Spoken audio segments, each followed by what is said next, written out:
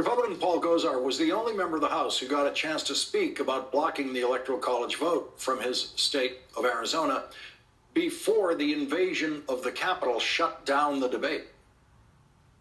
Over 400,000 mail-in ballots were altered, switched from President Trump to Vice President Biden, or completely erased from President Trump's totals.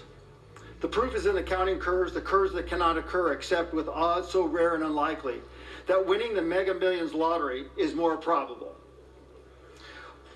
Mr. Speaker, can I have order in the chamber? The House will be in order.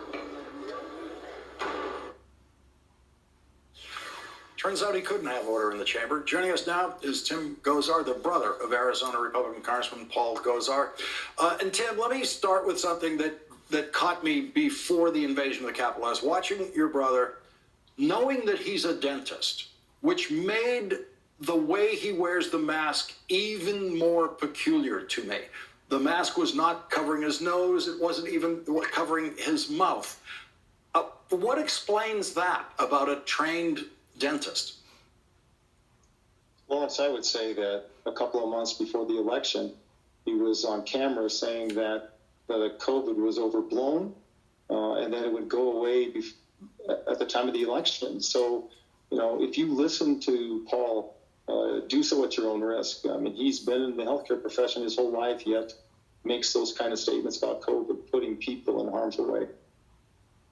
What do you think should happen now after the invasion of the Capitol?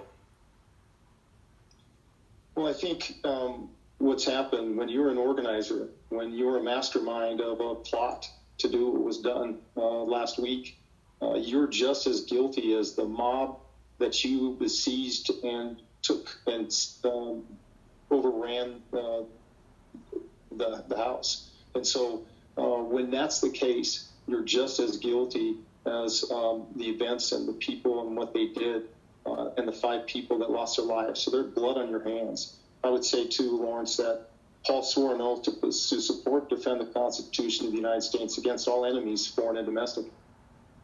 When you take that oath and you commit treason and insurrection, aren't you the person that has committed those crimes? And aren't you the enemy that you're sworn to protect us from? So you want your brother expelled? Absolutely. Absolutely. He thumbed his nose at his oath and put people in harm's way, and 5 people are dead because of the events that he set in motion, that he masterminded and that he organized. You and 2 of your siblings actually appeared at a campaign ad against your brother, saying that you were going to vote for his opponent in 2018. So what have the family gatherings been like since then?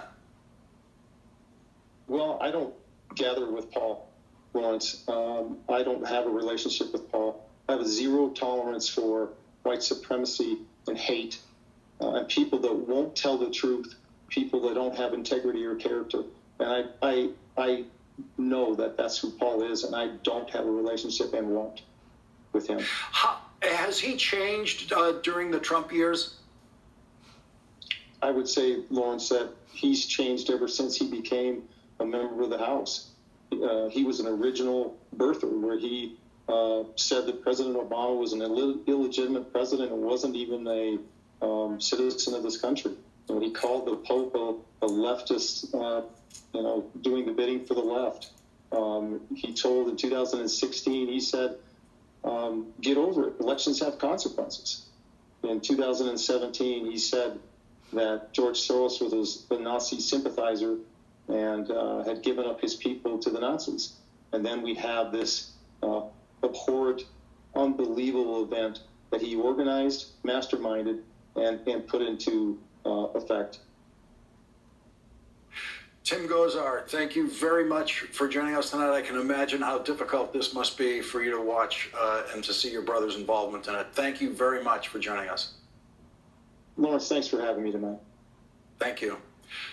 Tim Gosar gets tonight's last word. The 11th hour with Brian Williams starts now.